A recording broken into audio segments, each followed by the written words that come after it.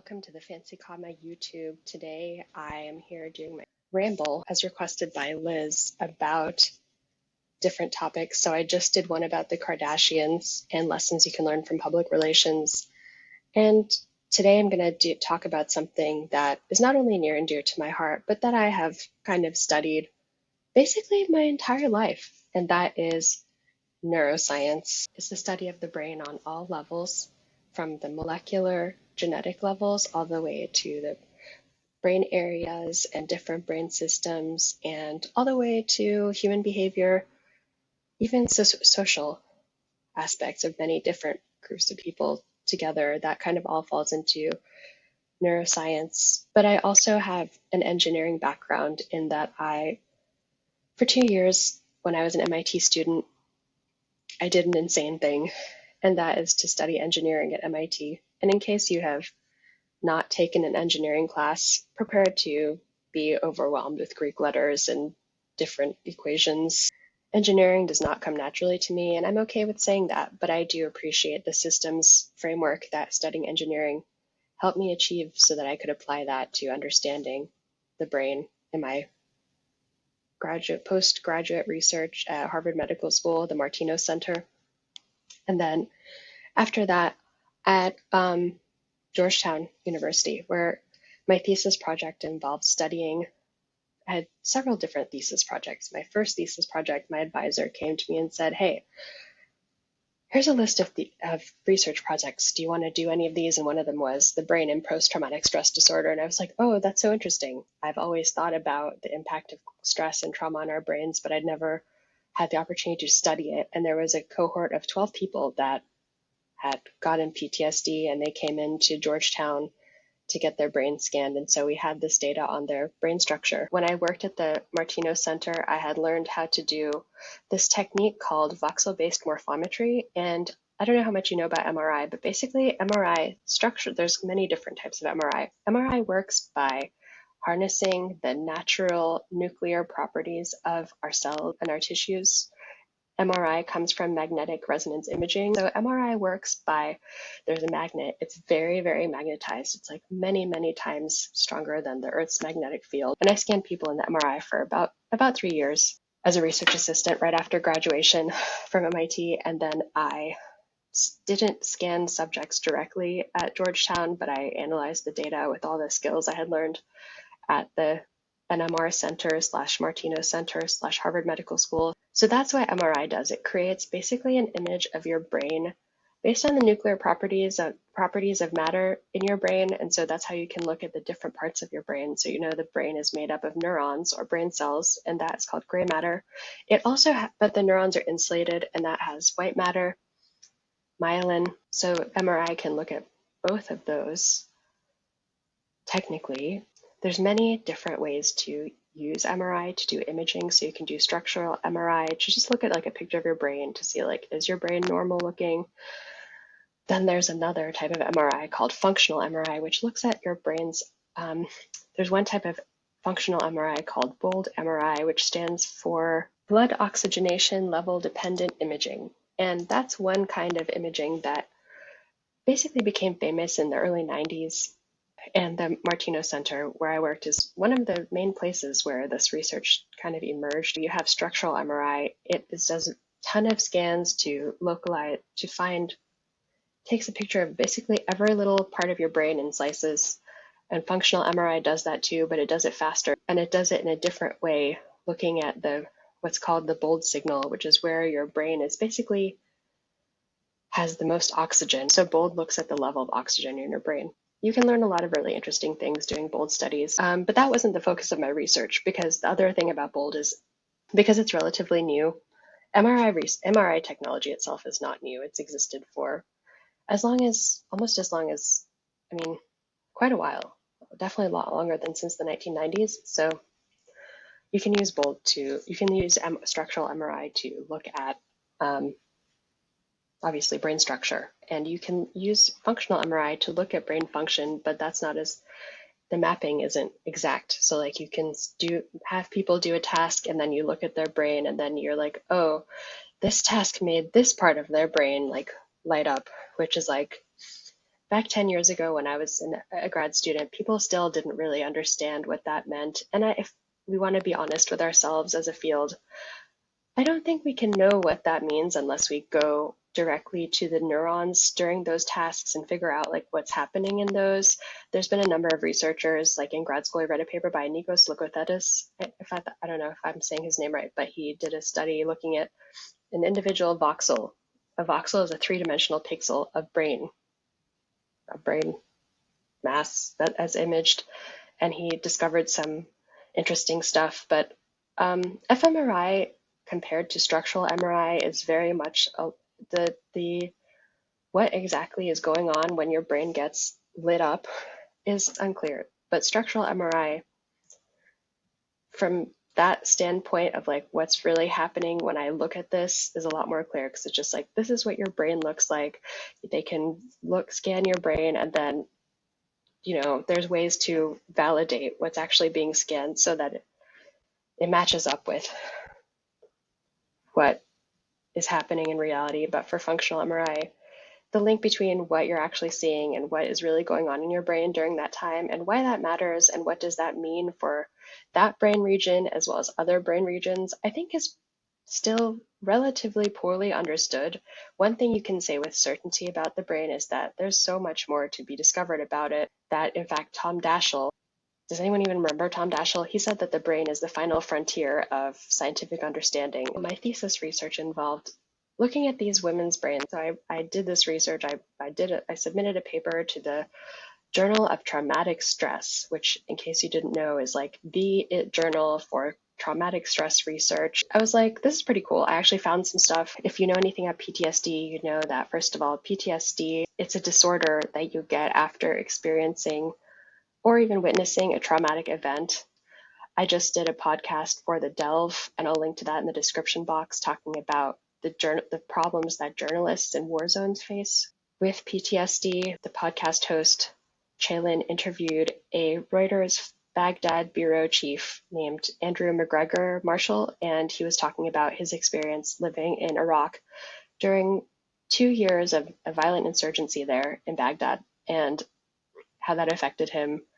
And there's this idea, what I got from working and researching on that podcast is there's this idea of like, quote unquote, vicarious trauma that people don't really talk about, but it's not, and it doesn't come from being in a war or something. It comes from just being around trauma, sort of like secondhand, kind of like secondhand smoke is for people that don't smoke.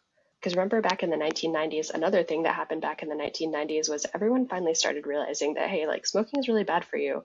And so there was this effort to ban smoking from everywhere because people realized secondhand smoke is quite bad for you. And that's kind of how I'm learning PTSD is. So one thing I did for this podcast was I went to the literature and to see what had been done on PTSD in journalism. And the National Center for PTSD at the U.S. Department of Veterans Affairs is basically in the U.S. the go-to for PTSD research. And they had like 4 articles on the topic. So I was like, oh, that's not very many. And so you'll have to listen to the podcast to learn more about what I learned, although it does contain some descriptions of war but we tried to tone it down a lot because, but obviously in war, there's a lot of stuff that's happening that's very traumatic. So this idea of vicarious trauma, I'm kind of really interested in that now because it's something that we don't talk about, especially as researchers. I think that many PTSD researchers or people in neuroscience don't spend a lot of time talking to people that actually have the disorders they're interested in, because they approach it from the scientific perspective where like, look at this brain system, it's kind of messed up. We have funding to study this, so I guess we'll study this. But when I was a grad student, we did take a day to go to the Washington Hospital Center and sort of talk to at least clinicians. And I think I met a couple of patients in my time there, but that was about it. What really helped me to fast forward my story that I was telling you is I submitted this paper to Journal of Traumatic Stress Studies. It got rejected. It didn't have enough statistical power.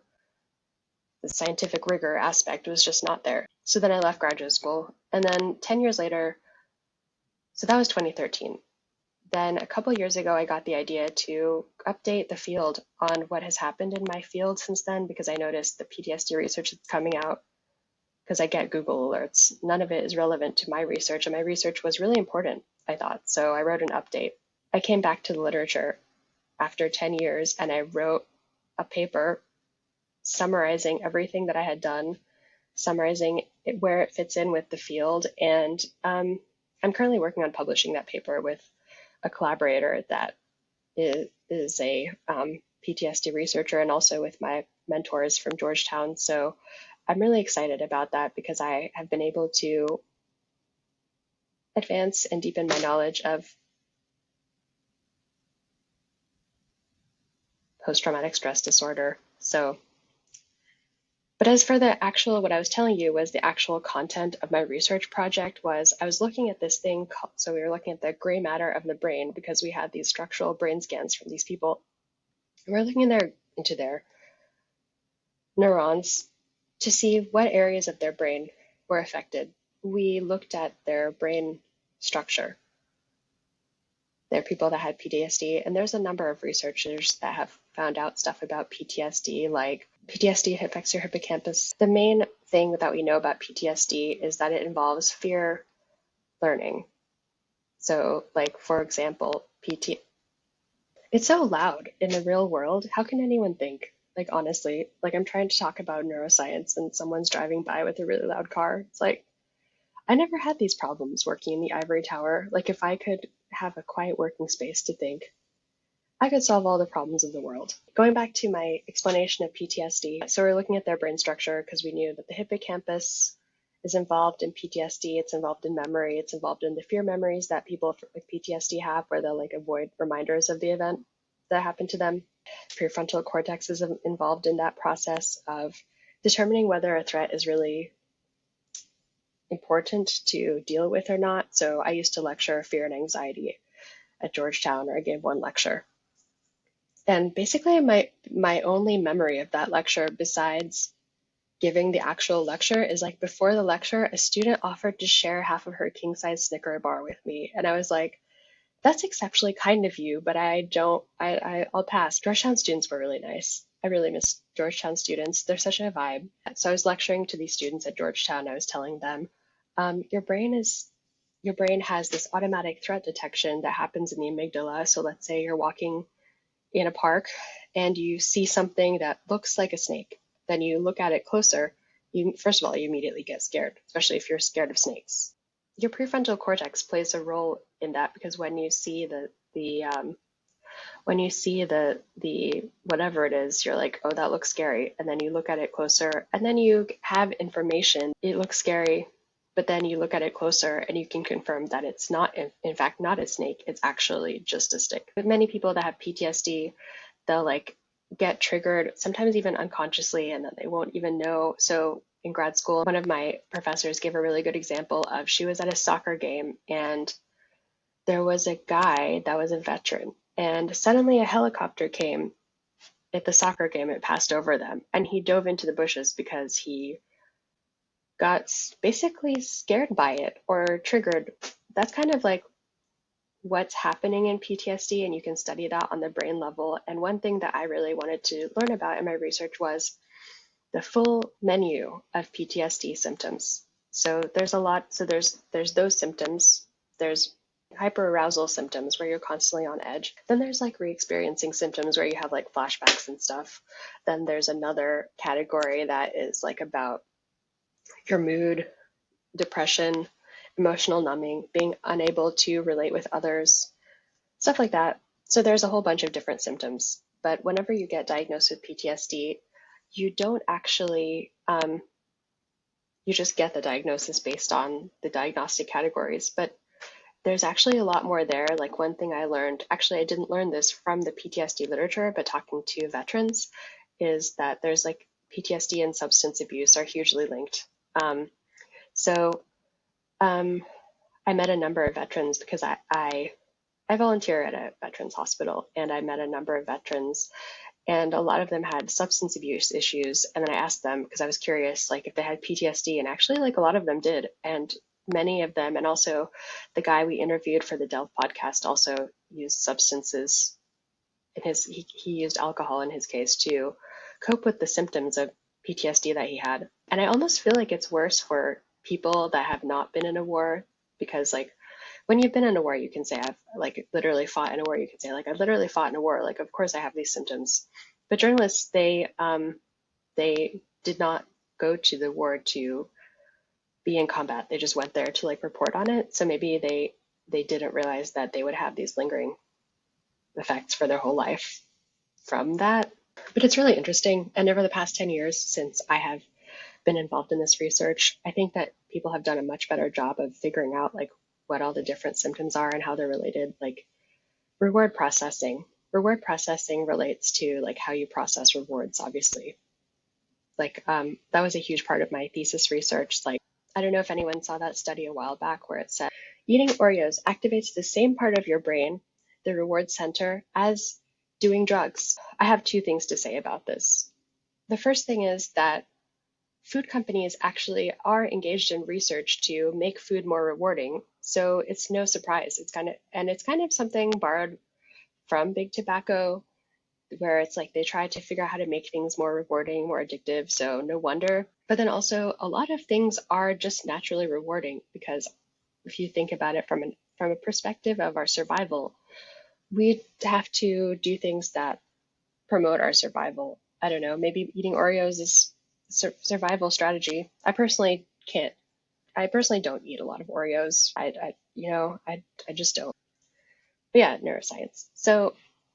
Um, so yeah, so there's a lot to say there with PTSD. And the other thing is, I think that as a society, we don't really even think about post-traumatic stress disorder or trauma or stress, because think about all of the children that don't have a good house, don't have a place to live, they don't have enough food every day. And that's really bad, because the other thing about trauma is that childhood trauma, we've also done a YouTube on this with Kelly, talking about trauma, the criminal justice system, etc., sort of social impacts of neuroscience, sociology of science. Check that out.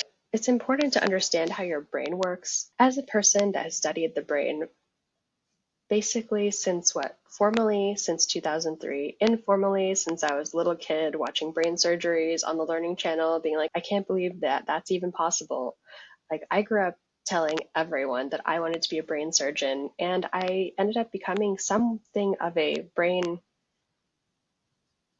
person through my my PhD work in neuroscience and my research experience as a neuroscience research assistant in the radiology/neuroscience. And so I feel really happy and fulfilled that I've been able to pursue my interest and passion. And but it has changed my perspective of how I approach things. Like if you're a neuroscientist, you understand how the brain works. You understand how things like attention, motivation, cognition, which is just like our different thinking processes and stuff like that, those all factor into basically everything we do. So that's why I feel like neuroscience is one of the most versatile, applicable disciplines of science that applies to basically everything. Because how many things have I learned I've learned so many lessons from being a neuroscientist that I've applied to my writing. So for example, one thing that's really important in writing is capturing the audience's attention. And so if you know about neuroscience, you can do that in a way that's really simple. There's kind of two major divisions of neuroscience as I perceive it. There's like neuroscience that's done on animals to figure out fundamental processes about in the brain, and there's like research that's done on humans, and that actually has it's a lot different than research done on animals, because when you work with humans, there's a lot of ethical concerns. There's a lot of things you can't do in humans that you can do in animals, but then it's also like the flip side of that is how applicable is the research that you're doing to animals on humans, and sometimes that becomes a challenge. But it's like both of them kind of go together. There's a huge push to get rid of animal studies altogether, I've noticed over the past 10 years since I left science. It was not uncommon to do animal research. Thanks to AI, a lot of those studies don't have to be done anymore, and I'm not exactly sure how that's possible, but they don't have to, and because those animal studies are expensive. They have so many different things. You have to get your animals, you have to take care of your animals, you have to go in and day out to whenever everyone's having fun. You're in the lab with your animals or your cells. I had cells most of the time. My cells, well, let's not talk about how my cells did. I'm not prepared to talk about cell culture, though I really miss cell culture. It's pretty fun. I had a summer project where I worked on cancer research. It was really interesting. I got to work with cells. I got to work with animals. I learned a lot about cancer. I'd love to learn more about how AI is being used to basically eliminate excessive studies. Sometimes studies are like millions of dollars. If you can avoid doing a study, that's great because then you save that money, you can use it for something else. We'll see if that actually becomes a thing. There's a lot of space for people to learn about neuroscience, even if they're not neuroscientists, like just knowing how your brain works, just knowing that your brain has a limit for information it can hold. Like, we're not robots. As a neuroscientist, it's been really interesting seeing generative AI take over everything for the past year, because it's really interesting to see that the ways that people are using AI and the ways that our brains still reign supreme in many aspects of stuff. One of my memories of college is constantly being like, you guys, the brain doesn't actually work like a AI neural network. Like, it's a lot different. The whole thing about the brain is that it just has a finite amount of cells. And because it has a finite amount of cells, it basically adapts to do whatever is required of your environment. So that's where the idea of like plasticity comes into play and is really important. And I blogged about plasticity for the Fancy Comma blog before. Plasticity is basically the idea that neurons that fire together, wire together. It's really important for learning and memory. So there's different parts of your brain that correspond to your different senses. So your visual cortex is in the back of your head. Then your auditory cortex is kind of on the side of your head. Like, I don't know exactly where it would be, but it's like on the sides, temporal lobe. And then olfactory, I think it's kind of close to your hippocampus. I'm missing some. The touch pathways are, I want to say, prefrontal area. Motor and sensory are definitely very intertwined and overlapping. And then there's association areas, which actually put together all of them and synthesize all the different senses. If, for example, like the people I was talking to, Sandhya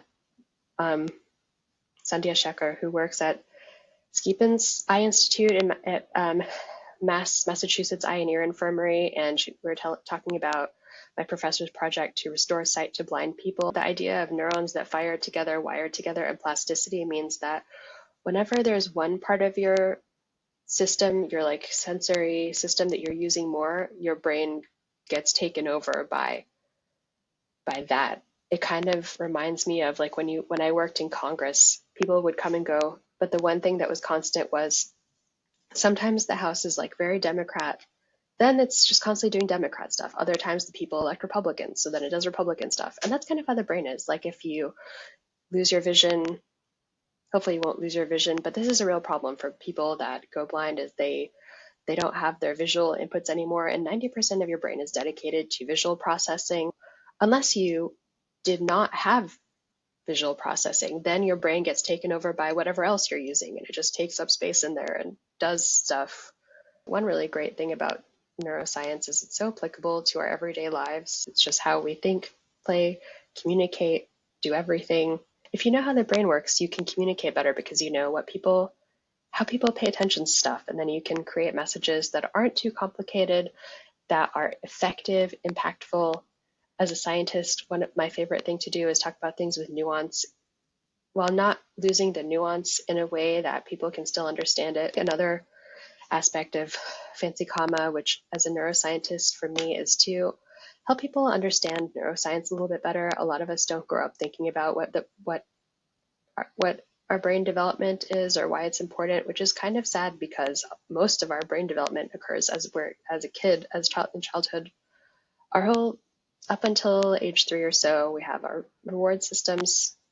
Then we have our prefrontal cortex, which, like anyone that's ever been a teenager knows that your brain isn't fully developed in middle school, high school, I guess not even college. I feel like my brain worked the best when I was in my late 20s. My brain's fully developed now, but it definitely doesn't think as fast as it used to. One thing that I would love to see through policy, through science communication, is just a greater awareness of what stress and trauma does to you growing up. This is things like growing up in a stable household, but it's also things like having enough food to eat, not being in a house that has lead contamination, having the proper social supports, like being able to like talk to people and exposing yourself to like, the other thing is stuff like reading, speaking a language and all that stuff, engagement with science, all of the things that we need people to do. Like if you want to think about our STEM workforce in the next 20 to 40 years, it's going to be a lot different because seems like everything's just becoming influenced by AI. So I think our STEM workforce will need to know about AI. All the research says that there's a lot of things that parents can do to help their children have better brain function. Obviously, if your parents are doing drugs when you're growing up, that's really bad for your health. It's bad for your brain. It's even things like poverty. I read this study when I first started freelancing that poverty lowers your IQ by 13 points. I totally get that because it's really hard to be unemployed every day, feel stressed out. Money problems are a huge financial stressor, and the way that our government works, it kind of makes people that don't have a lot of money work extra hard to keep any level of money, because if you've ever not had any money, you know that when your bank account drops, right below what the money that it has, it starts charging you like a ton of fees. And I guess like they've actually changed that recently to get rid of that. But it's like the more money you have, the easier it is to have money. The less money you have, the more cognitively difficult it is to actually keep your money. And that's something that I found mind-boggling as I started out in freelancing. That's not to say that I regret freelancing because I don't get paid a lot, but it's definitely a really interesting perspective to think about the ways that our society is shaped, that we're obviously not created thinking about our cognition in mind. That's why I'm like, maybe we should elect neuroscientists to office. Like, I don't know of any neuroscientists that have ever been elected to Congress. I would love to run for public office, so um,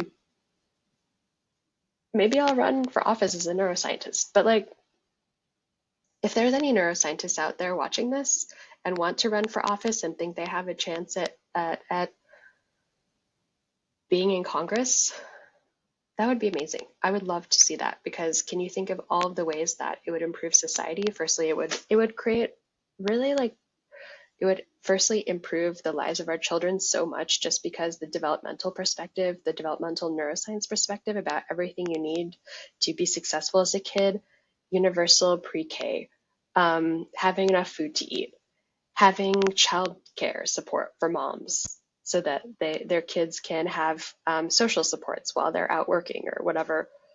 All of that kind of stuff, I think, is already kind of in the works legislatively, but the developmental neuroscience perspective really just underscores the need for those programs. And maybe we'll need to start thinking about that as a society. And I wonder, the COVID pandemic was also a huge stressor. And I feel like I saw something, it was from the International Society for Trauma and Stress Studies talking about COVID as a stressor.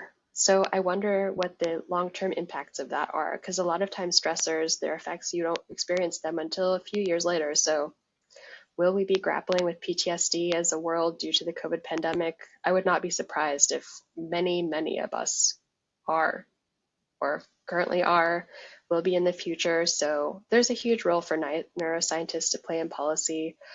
Even stuff like knowing what this research I did at Harvard studied what happens to your brain when you drink alcohol. That's really important to know for like people that are doing driving policies and getting your driver's license, setting limits for alcohol for DUIs and stuff. So I would love to see more neuroscientists involved in policy. Neuroscientists really care about the world. I mean, that's why we went into neuroscience. So I don't think it's a far jump it's not too much work to be interested there's programs from the Society for Neuroscience is like the best example. And I really enjoyed participating in their program to go to Capitol Hill and advocate for science funding for NIH, National Institutes of Health, and National Science Foundation. That was really fun.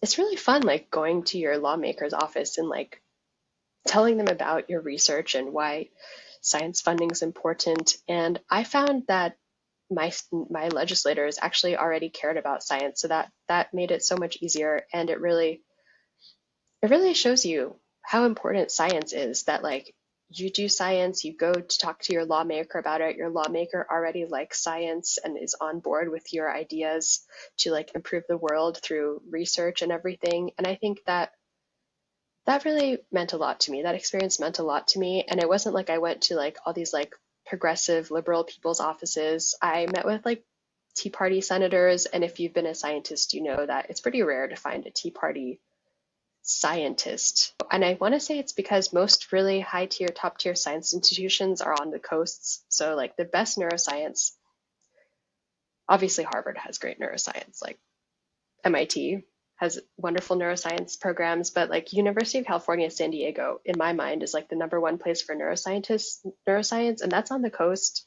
And so it's got that like coastal elite thing happening. And when I lived in Washington DC is 90% Democrats. So, and I saw how angry they were when Donald Trump was elected. But there's got to be like there's a lot of people that are sort of neuroscientists working in places like Oklahoma or Utah that are not like super liberal, and maybe they don't even care about politics, but they care about science. And I think that when you're doing an advocacy thing and you're like, oh, I have to go meet with this Tea Party person, that's not really productive, because, and that's not even, that's who the people elected. And you have to go, regardless of the thing I learned about advocating for science in Congress as a neuroscientist, as a person, is like you have to just advocate for science to whoever is elected. That's the people that's the person their constituents elected, and that's the guy making all the big decision, guy or lady or whatever, calling all the shots, making all the big decisions. I hope you got something out of this video. I would love to know what you got out of this video, because it was really a very long ramble, and there's so much I can say about neuroscience. How could I sum up my neuroscience knowledge and things I want people to know about neuroscience in 30 minutes? Thanks for watching. Have a great rest of your day, and talk to you later.